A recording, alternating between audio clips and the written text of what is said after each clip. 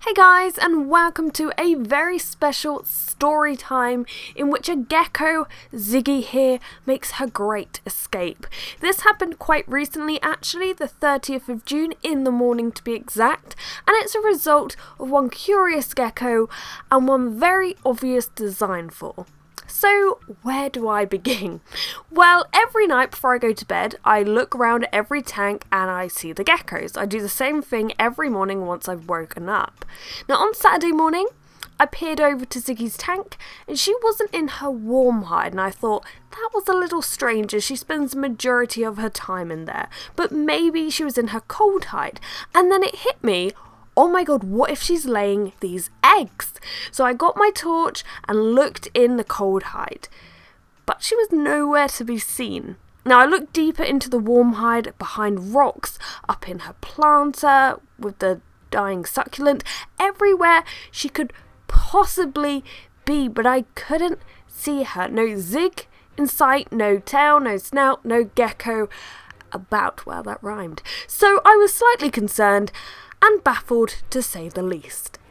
So I needed a second opinion. I got my boyfriend to have a look and he suggested that maybe somehow she had managed to get behind the fake rock background and escaped. However, I would think this would be very unlikely since even feeder insects can't get behind there, but we were completely perplexed as to Ziggy's whereabouts and it seemed somewhat plausible.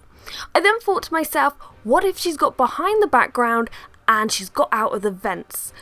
But then I remembered I covered those vents up when doing the tank build so insects couldn't get out.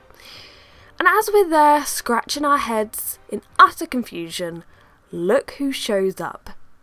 I couldn't believe my eyes. I was using my phone as a torch at the time, so as soon as I saw her and I knew she was safe and she's just walking along the vivariums, I was like, I need to film this because nobody would believe me. Oh, now she's going to be all skittish because she's been out.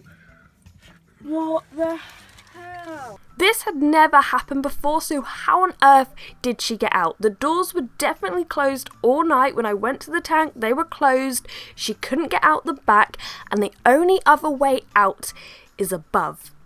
There's this one particular vent that is quite close to her background, and technically I guess she could reach it.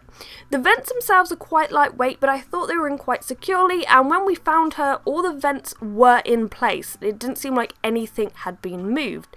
The only possible theory we could think of is that she managed to get out of the vent fell back into place, and then she just went on an evening stroll. Our theory was confirmed that evening. I caught her trying to do the exact same thing. Once an animal finds one route, they will try it again. And that she did. Luckily, earlier on in the day, I put a weight just on the edge of the vent so there's no way she could lift it up. And I'm either going to stick the vent down with some electrical tape like I use on heat mats, or use sealant.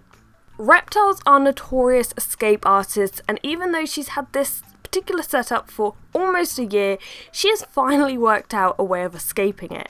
So I hope you guys take notes like I definitely have now to check every door, every vent, every crack and crevice and make sure there is no way your reptile goes on a wander.